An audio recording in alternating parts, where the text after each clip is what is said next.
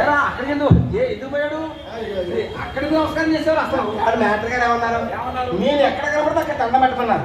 నూతులు కనపడ్డాడు, దండం పెట్టాడు, నూతు అడుగుపోయాడు. నువ్వేం చెప్పావు? ఏమండి ఏంటండి, ఆయన ఏదో ఆపదలో ఉండి పాపం నూతులు పట్టుకున్నాడు.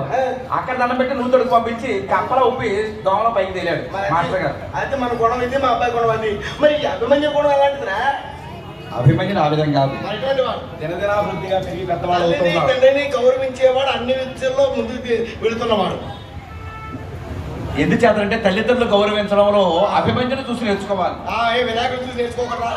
తల్లిదండ్రులు పూజించడంలో విఘ్నేశ్వరుడు చూసి నేర్చుకోవాలండి.